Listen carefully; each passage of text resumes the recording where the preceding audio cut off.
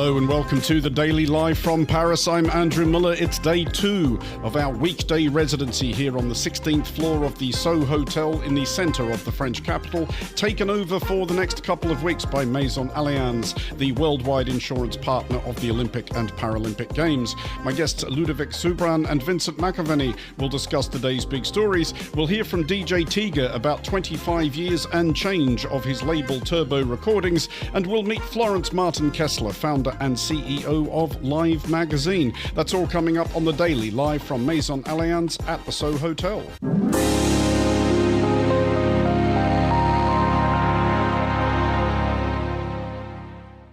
And welcome to the Daily, live from Paris. I am Andrew Muller, and I am joined first of all today by Ludovic Subran, Allianz chief economist, and by Vincent McAviney, Monocle Radio contributor, who is on his way through the streets of Paris and who will be here imminently unless cleaned up by a feral motor scooterist. But Ludovic is right here, right now. Ludovic, I will shortly be reading an erudite introduction queuing up our broader conversation. But before I do that, introduce yourself, if you would, to our listeners. Explain a bit about what it is you do all day. So good evening, everybody. My name is Ludovic Subran. I'm the chief economist of Allianz, which means that I basically provide economic insights, analysis to guide decision-making internally and to provide our clients with thought leadership. So ideas about economics, financial markets, trends, demography, and sports economics sometimes, yeah. Well, that does tee us up nicely because, of course, no city bids for an Olympic Games hoping they will lose money staging it, but many cities do. Every Olympic host is surely still haunted by the spectre of Montreal 1976, which overran its original budget 13 times over, nearly bankrupted the city, and lumbered it with the still money-sucking stadium, which was supposed to be affectionately known as the Big O, as in Olympic, but which became less affectionately known as the Big O, as in OWE. Montreal is presently spending another $870 million on its second replacement roof. Paris has sought to avoid such pitfalls by relying heavily on extant infrastructure, but will that work? Ludovic, cities have now been doing this, the modern Olympics at least since 1896. Has anyone figured out how to do it? Is it becoming a safer bet? Well, we looked into at least a dozen past Olympics just to get a sense about where Paris stands, how it will go in terms of public finances and growth and so forth. There were good examples. I think London, for example, is a very good Olympics. I think there were bad examples that I should not name, but there were. Go on. I think South Africa or Brazil were countries where, white elephants are still a bit on the public finances liabilities list. Yeah. So the thing with Paris is I think we didn't have the money to start with. So we had to do it, I think, on the cheap somehow, on a shoelace. So that was the good news. And then, I do believe that doing it in the city was very costly to the Parisians. I think I'm one of the few people here in Paris who is happy to host the Olympics, but it was quite cost effective in terms of public finances.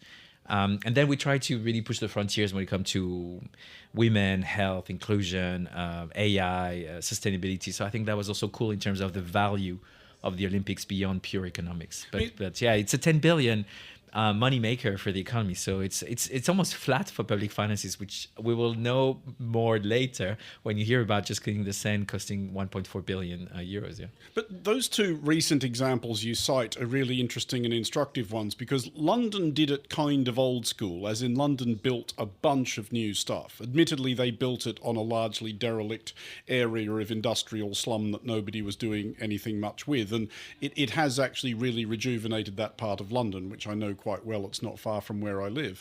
But Paris, I think I'm right in saying, only built one major new venue and has adapted the city to deal with the games. But are you saying that was Paris not thinking really brilliantly and clearly and thinking we can do this on a budget, but Paris actually thinking we have to do this on a budget because we don't have any money?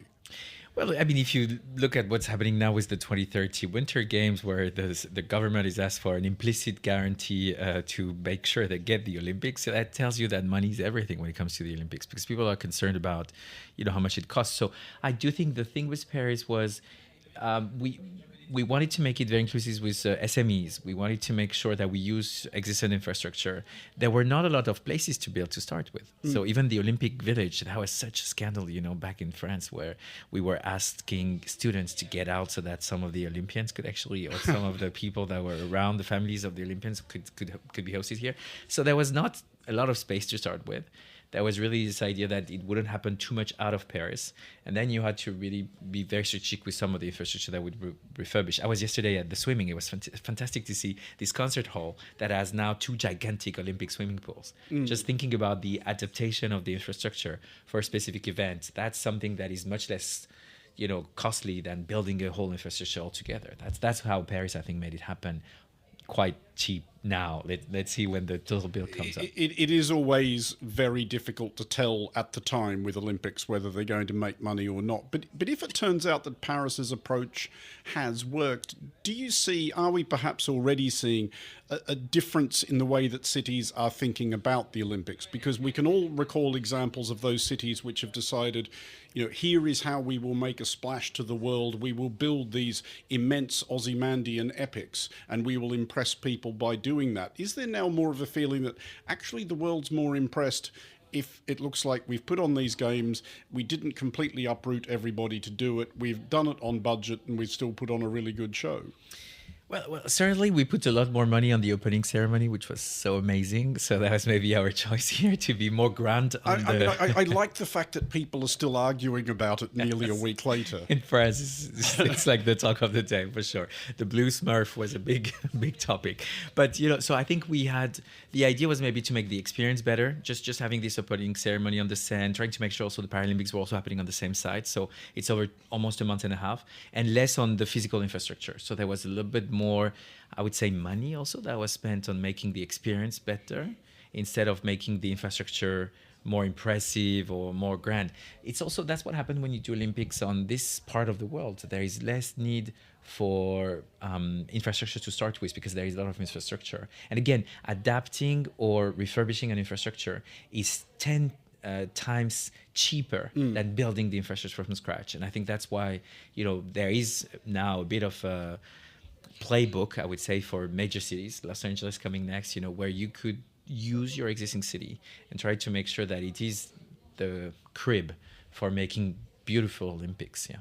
It would be remiss of us while we have you here not to try and prize some, free guidance and insight for our listeners out of you. When you look at way beyond Paris, at the more global economic picture, how optimistic are you right now about, the next year or two? Well, the 2024 is a super electoral year. We even had elections we didn't expect in your country, in mine. That was quite the surprise before the Olympics, right? And for President Macron, that was really a surprise. You have the world coming here. We don't have a prime minister, which is also quite a turn of fate. So look, in the UK, it looks like it's good forward visibility and it's reassuring. In my country, it's maybe a bit more uncertain. Certainly, everybody's looking at what's going to happen in the US because that would be quite interesting for the world in terms of fragmentation and protectionism, but also in terms of inflation because the policy platform that Trump is putting forward is very inflationary for the US. Think about tariffs and devaluating the dollar by 30%. So looking into 2025, I think I'm still optimistic that it should work out fine if there are not so many radical policy decisions that are made, right? So I think it could hold together. I think the world is actually healing from COVID and the war in Ukraine in a way that was a bit unexpected, positively. Companies are very resilient. Households are doing, good in spite of 10% inflation, last year. This being said, I do think that it is the fragilities and the vulnerabilities are being very visible. When you look at climate, the type of coalition of the willing that we need to make climate work for us. We don't have this type of political capital today. So there are some things that are going to be, at best, procrastinated.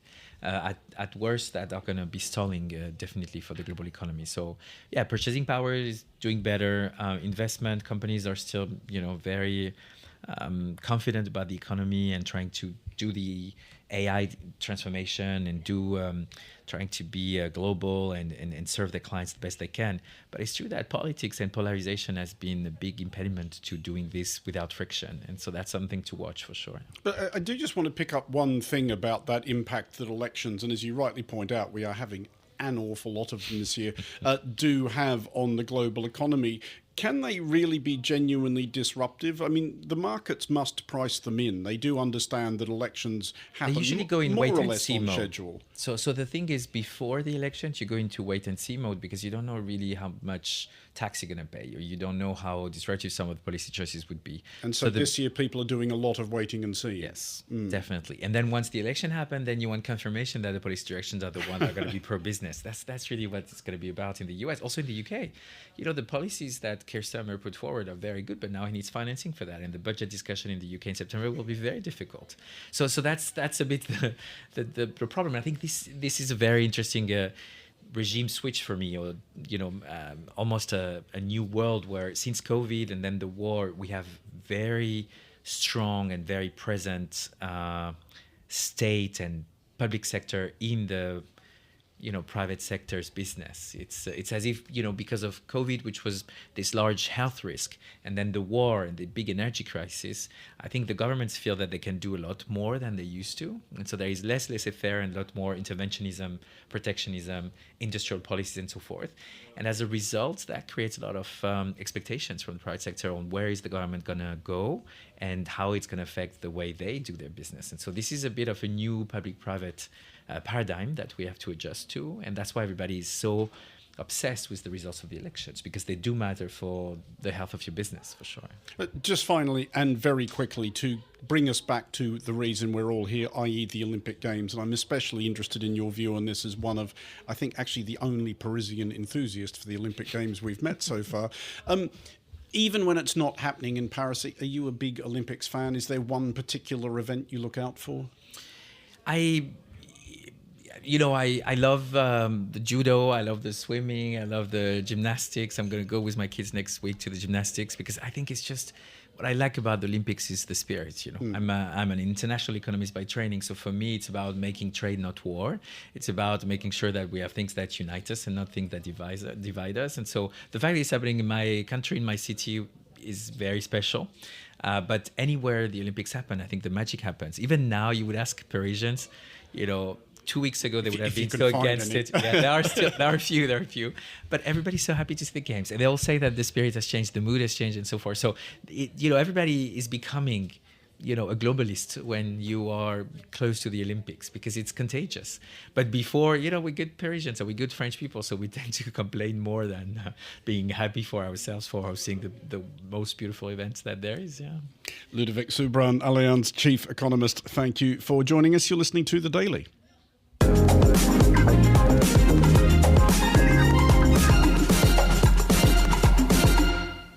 You are listening to The Daily with me, Andrew Muller. Joining us now in our eyrie atop the Soho Hotel here in Paris is Monocle Radio contributor Vincent McAviney. Vincent, we can see a great deal of Paris from up here. We can see Sacré-Cœur, you can see the Eiffel Tower out there. It's pretty amazing, this view. We will be talking about non-Olympic and therefore much more depressing earthly matters. We're having a bit of a look at what is making news around the world. What is making news in the United States is it possible, do we think, that President Joe Biden, realising I now have tops 7 more months left in this job, let's have some fun? I think he could. I think we might see Biden unchained, and he could actually do a lot of work to kind of clear the decks for Kamala Harris coming in. He can sort of really focus on the international side, which we know he loves, because he's not in any way an isolationist for America. He was on the Foreign Affairs Committee for many years. He travelled right the way around the world. And so I think he can do some of the heavy lifting for her, particularly on the issue of the Middle East. We know that the negotiations are still ongoing. The chief of the CIA and officials from the likes of Qatar and Egypt, Palestinians and Israelis as well, they could try, and he could put this full weight of the presidency behind that and try and get something done. Other international issues that he could deal with as well, trying to de-escalate things further, as he has done throughout his presidency with China. He could also attempt a few projects at home that, start to get the kind of Overton window shifted on things like Supreme Court reform, which is a pretty difficult, heavy task, but he could make it a lot easier for an incoming Kamala Harris to maybe make ground on that, should she have enough power in the legislature as well. Well, on that, we have learnt quite a lot the hard way during Trump's first term about the the drawbacks of the lifetime appointment to the Supreme Court. I mean, the logic of it was always understandable, that this would be part of the balance between the three arms of the US government. But it has become more partisan, and it has now become a way for a president who may not be there a very long time to affect the United States far beyond their tenure. Yeah, that's right. I think Democrats are haunted by the experience of Ruth Bader Ginsburg, of course, passing away right at the end of Trump's term, the rushed nomination process for Amy Coney Barrett, when Obama had been blocked by Mitch McConnell back in 2016 from replacing a Supreme Court justice with even more time. He wanted to put in Merrick Garland, now the Attorney General, and obviously he did not end up on that court. And so, President Biden has put the first black woman onto the court, Justice Ketanji Brown Jackson. That was a big coup for him. It's something he promised to do. He hasn't managed to have any others on. But if you look at the ages, you've got Justice Thomas at 75, Justice Alito 73, Justice Sotomayor, a Democrat appointee, 69. So there are some of those that you think, well, they might be coming towards the end of their career.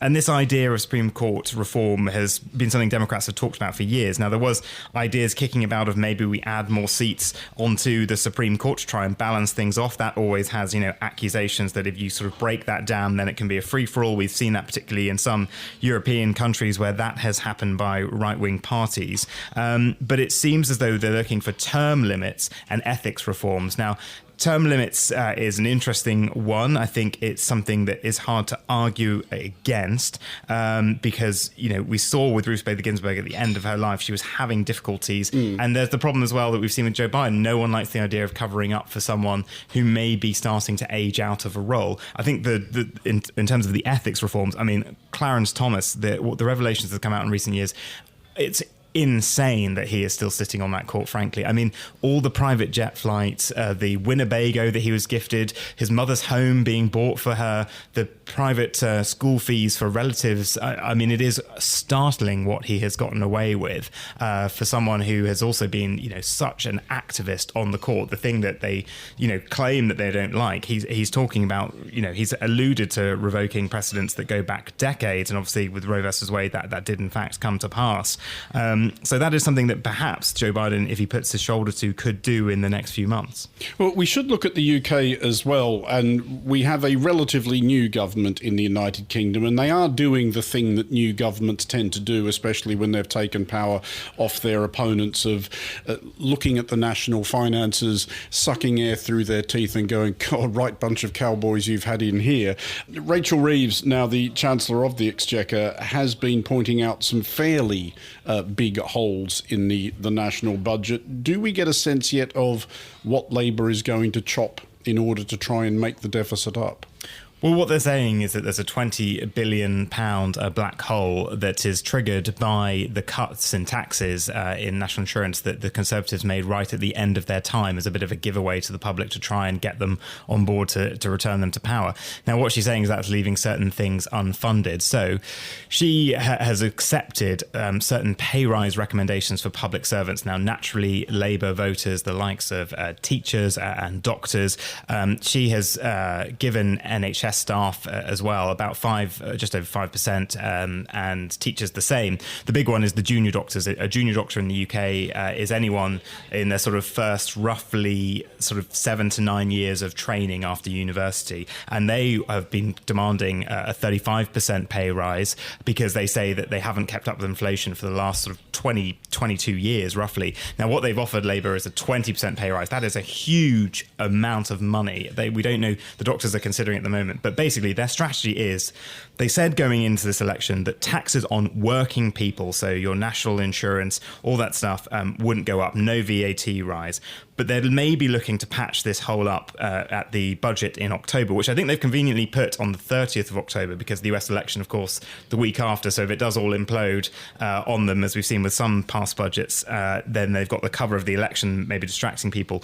But what they're looking at potentially is things like inheritance tax, things like capital gains tax. And I think Labour is going to frame the argument that to fund those who work and contribute and strive to the country, we're going to take money from the wealthiest in society, which those taxes naturally are from. But it has brought down into a war of words, with the Chancellor now accusing Jeremy Hunt, the previous Chancellor, of lying. It's all getting a little bit nasty.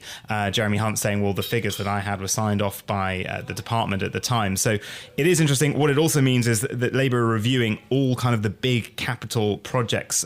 So in particular, things like HS2, whatever's going to happen with whatever we end up building of that, probably just at the moment a tube line between London and Birmingham, and things like this beleaguered underpass by the Stonehenge, which has sort of been debated for decades. That looks to being paused as well. So they're reviewing everything because I think they think the priority, and whilst some people will say, you make investment into big projects and infrastructure and it pays dividends in the long run. I think because of the cost of living crisis, the years of difficulty in the pandemic where teachers particularly and medical staff faced the brunt of that, and we know that they overwhelmingly supported Labour in this election, they're thinking in this first year we need to raise their living standards once again, and they will hopefully spend the money in the economy, get it all going, and then we'll do infrastructure down the line. We should look finally at France, and one of the things you do notice walking around Paris at the moment is that there are a lot of police of all variations. The French and international as well. I've spotted some from Poland, some from Spain. They've really brought people in. International as well. I got a metro home last night, I will admit, relatively late in the evening, and I don't know whether we were just incredibly fortunate in that respect, but on that one metro train, there were like 9 cops. I don't know if they were all going home at the end of their shift, but it doesn't seem to be that untypical. But what Le Figaro are reporting is that obviously all those cops have had to come from somewhere, and perhaps it is arguable in the places from which they have come, the local miscreants and ne'er-do-wells have seized an opportunity. It's really an intensive policing operation. It's very different. I think the way that Paris has approached it, we've talked about this a lot on Monocle, that they didn't go for the big build like some cities do, where they take an entire, in London's case, the East End of London, a disused industrial mess, and they build all these grand projects, and it's a kind of contained area in the city where all the games are coming. It's an Olympic park, and sort of, Barcelona put it up on Montjuic, and they had some stuff in the city. But France, more than any that I've visited in terms of Olympic hosting, I mean, it really is interwoven everywhere in the city. They haven't done these big builds, and so what you're seeing is this citywide security operation, the likes of which I've not seen in Paris before. In the years since the Charlie Hebdo attack and the others, there has been a very visible and armed police presence in Paris every time I've come here. I mean, this is at a completely intense operation, and of course, as you say, it does mean that they've drawn resources from across the country and other countries. Does that mean potentially that other areas might be left, more sensitive to attack? We've seen attacks, back in Nice a few years ago. So I think the French security intelligence services will be monitoring all the chatter quite carefully, because you don't want to, as we saw on Friday where they attacked the train network, and that's, hundreds and hundreds and hundreds of miles of train line around this country. It's hard to protect it all. The vulnerabilities might appear somewhere else because you might not even attempt Paris because it's just simply too locked down. Vincent McAviney, thank you for joining us.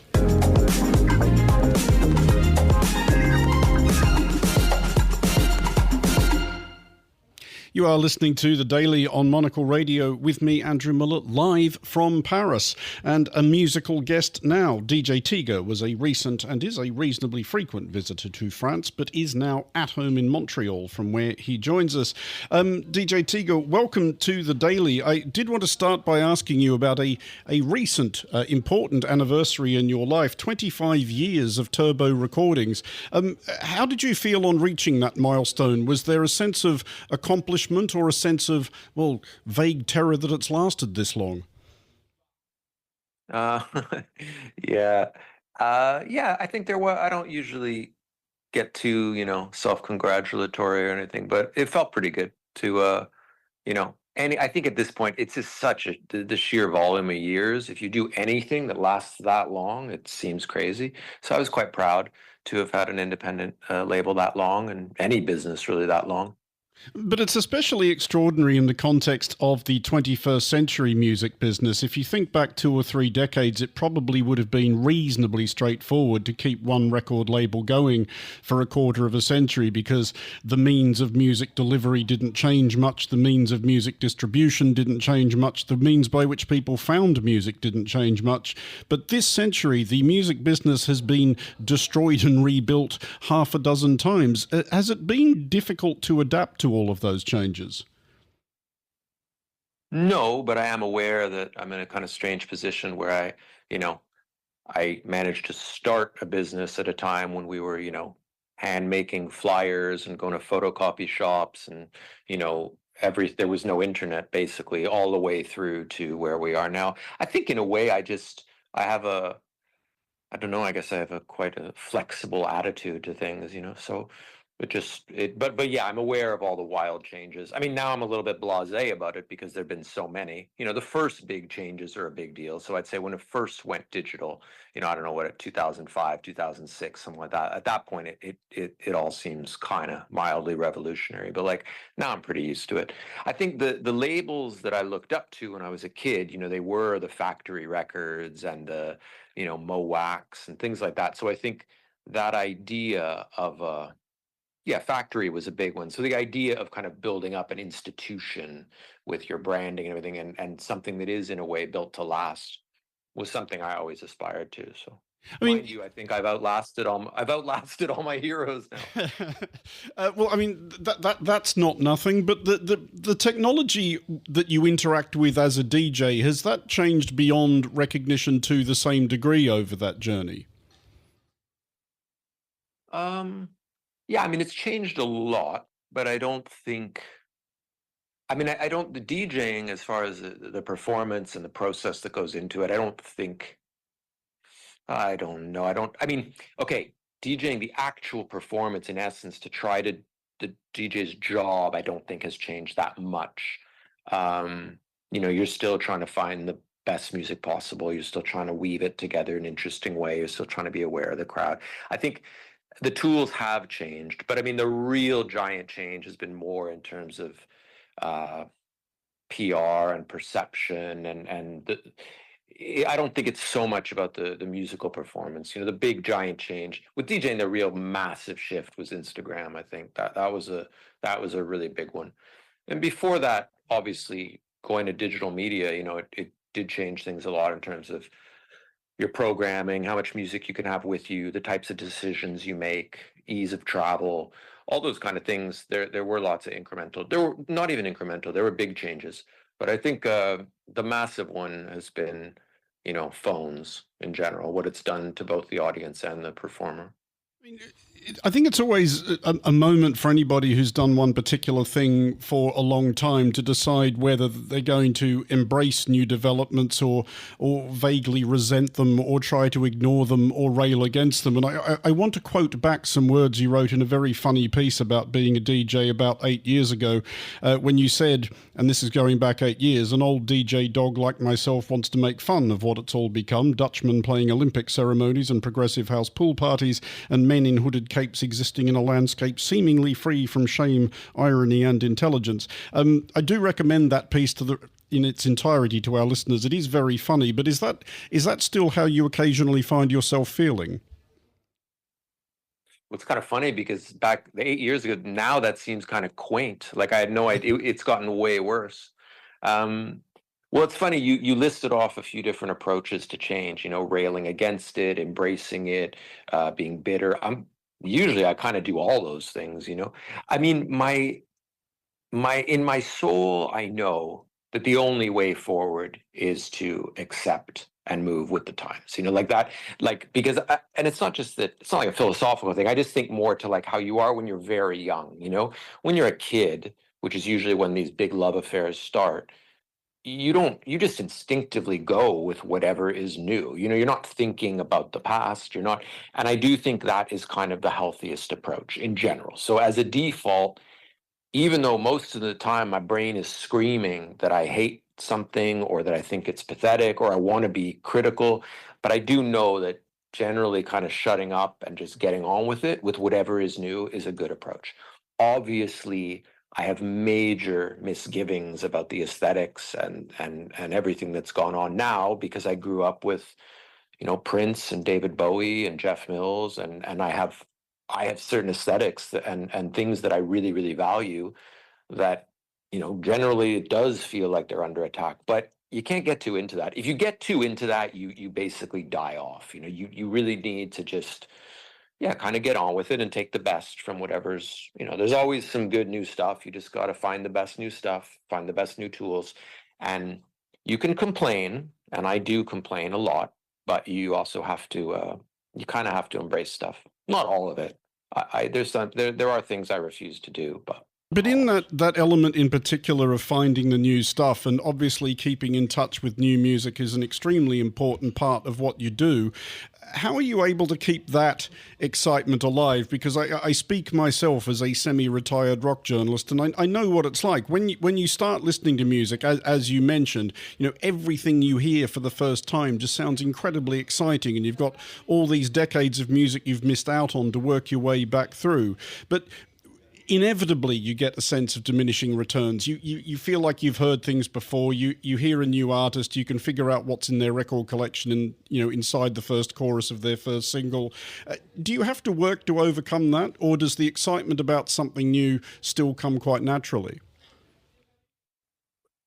Well, I think that's a massive question. That's basically the question of life, I think, is how do you, I think, yes, you do have to kind of work. You do have to work against that a little bit. And it makes sense, because your brain is filled with more and more things. You have baggage of experience. There's way more things to compare to. It's different. I mean, even when I started making records, for example, I didn't know, I didn't have the mental back catalog. So I was doing things that I thought were kind of, hey, that's new. Well, it was just new to me because I didn't know. Now it wouldn't seem new to me because I know. So I think you do have to work against it. But I think mainly it's like it goes deeper. It's just like a personality thing. It's about your life. You have to stay a beginner. It's all those like Buddhist things. You really do have to stay naive as long as you can. And there is a certain amount of self-deception involved, but I think it's more just like you have to be receptive to it. And then you're right about diminishing returns, because you're still going to find less things. But I know for myself, like, you just have to keep yourself mildly, what's the word, flexible. You have to keep yourself kind of like as young as you can, to use like a physical metaphor, like stretching and flexible. And then when those occasional things do hit you, you still do feel, at least I'll speak for myself, I still do feel kind of like a little kid. They're just not as many of them. I used to work, I had my own record store, used to find, like you said, like, every week there'd be a favorite album. Every week there'd be a new favorite band.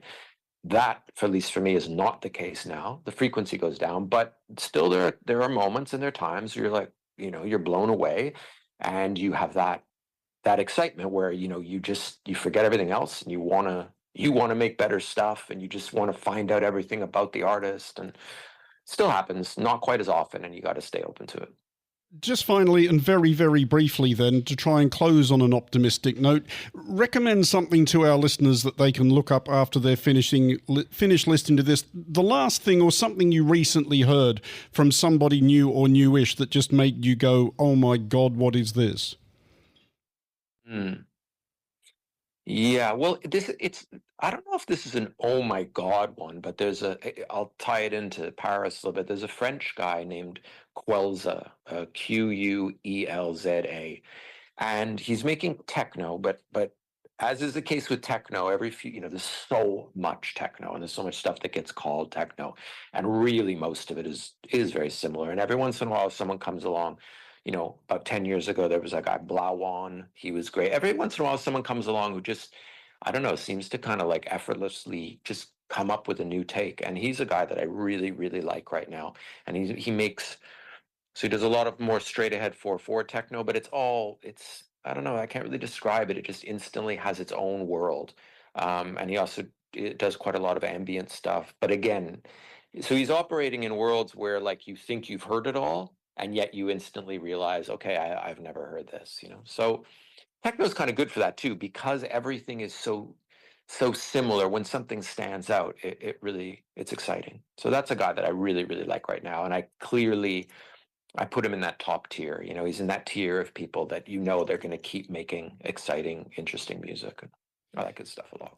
DJ Tiga, thank you for joining us. You're listening to The Daily on Monocle Radio, live from Paris. Finally on today's show, walking, indeed strolling, or if you will, flaneuring around Paris these last few days has been a rare pleasure, not least, and this is intended as no shade at all on Parisians, some of our best friends and so forth, because away from the Olympic venues there are so few people. It is customary around this time of year, of any year really, for Parisians to abandon the city to the tourists, but the stampede ahead of the Olympics has been something special. Among that exodus was Florence Martin-Kessler, founder and CEO of Live magazine. Monocle's Tom Webb caught up with her before she left the city to get a feel for the build-up ahead of that still talked about opening ceremony.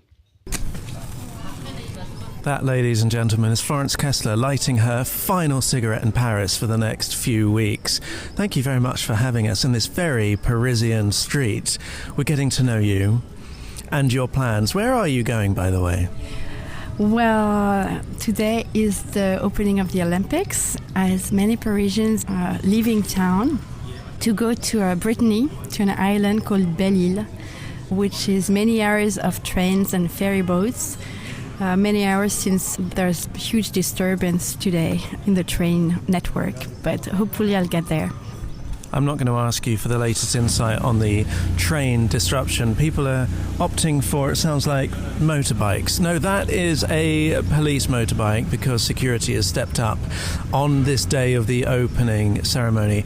How has the police presence been over the past few weeks? Well, frankly, I think it has been really smooth. Our offices at Live Magazine are right across the Paris City Hall on the River Seine. So we're really at the beating heart of all what's happening. Frankly, they have done these circles and we have QR codes to move, and it's been very professional, I think. Even though the Parisians love to be grumpy about chaos, it's exciting in a way, and I thought it's been really well done. Pretty enthusiastic about it. I've been here 24 hours and I can confirm the grumpy Parisians must have left because there aren't any here. Now, you mentioned Live magazine, your beautiful offices, which I have visited because I will spend my opening ceremony on one of your fabulous balconies. What do you get up to in your office with Live magazine? So Live magazine is 10 years old this year. So the idea was to do a magazine, but live, as you can hear from the name, which is we produce in huge theaters across Europe and also Northern Africa, and pretty much everywhere we can. Instead of turning pages of a magazine, of reading a newspaper, we have the journalists and the authors and the photographers and the columnists come up and tell stories that they have reported or I've been obsessed with on all kind of things, from lifestyle to science to politics to grumpy Frenchness. We don't do a lot of memoirs, but we do. So there is no MC, there is a live band. So I'm happy to say that at age 52, I have my own rock band. So they are putting the music on stage. We have a huge production, and we sell out in hours, pretty much, our shows. People love to hear journalism, which is a good news, at least live and in this iteration that we have put together and imagined. And you've just disclosed your age of 52. Surely not. You couldn't possibly be 52. It's this Parisian lifestyle that you have sitting on the street here with our cappuccinos and cigarettes. I wanted to ask, when was your big eureka moment to do away with the pages and bring that live element? Actually, this idea is not mine. It was invented in California by a journalist called Douglas McGray. And he had this idea one day with a bunch of friends in San Francisco to just, all the backstories you hear when you're a journalist and the little obsessions we have and the difficulties, to kind of put that also in the open and tell stories that are very gripping. And so we have a team of scenarists and editors work, and we have multimedia, so we have the music, but we have also a huge screen. And so I met Doug. I was a fellow at Harvard, which has a journalism program 10 years ago, and I met him there, and he told me, just do it. And I thought it was so American and so cool. And I said, really? And he said, yes. But I said, I don't know. I'm a journalist myself. I don't know anything about theater. I don't even really go to the theater. I said, it's actually closer to radio. And you have to find this kind of intimacy, even in those big halls that can have up to 2,000, 3,000 people. And it works. And we don't record anything, so it's just live, just once. And we have been producing dozens and dozens of shows and hundreds of stories. That is quite an incredible story itself. And where does it go next? What is your next big story? You're already looking exhausted at the thought of it. Where are we going next? We've been doing a bit of podcast. What we're actually doing next, we were in Avignon last week. Avignon is the biggest theater festival in the world. And we were pitching for a new format. Our stories are pretty short, less than 10 minutes, like an article. And we are doing like an expanded version of one investigation, which is amazing, on an hour and 15 minutes, like a stand-up, but true a reported stand-up. So we're trying to invent that, and I think it's going to be really good. So I'm excited about that. And there's going to be belly laughs throughout, yes? Not only, you laugh a lot. It's about self-help and personal development. A journalist called Elodie Emery. She has investigated for 10 years on Buddhism. And that's a bit of the tagline. She got blocked on WhatsApp by the Dalai Lama, so she uncovered a lot of bad things happening in the global Tibetan Buddhism world. So you laugh, and then it's not so funny anymore. So once you get blocked by the Dalai Lama, terrible things happen. Well, he's not happy about all his... it's a religion. Buddhism is not just a, Hollywood thing to... It is an organized religion with excesses and rapes, pretty much. So, yes, we get excited about the next story we're going to put together, and finding the best journalists, the best authors, the best writers, trying to get those timid and shy people who love to be behind the scene to share and tell stories that are amazing. We also like to mix up things, like we did journalism with puppet theaters. We tried to mix and have some live and kind of performing arts thing. We do like to do a lot of audio. So we produce these little jewels of content for just one night. And that was Tom Webb in conversation with Florence Martin-Kessler. And that is all for this edition of the Monocle Daily. Thanks to our panellists today, Ludovic Subran and Vincent McAviney. Today's show was produced in Paris by Tom Webb, and our sound engineer was Steph Chungu, and in London, Tamsin Howard. Special thanks to Carlotta Rebello and Laura Kramer. I'm Andrew Muller here in Paris. The Daily is back again from Paris at the same time tomorrow, live from Maison Allianz at the Soho Hotel. Thanks for listening.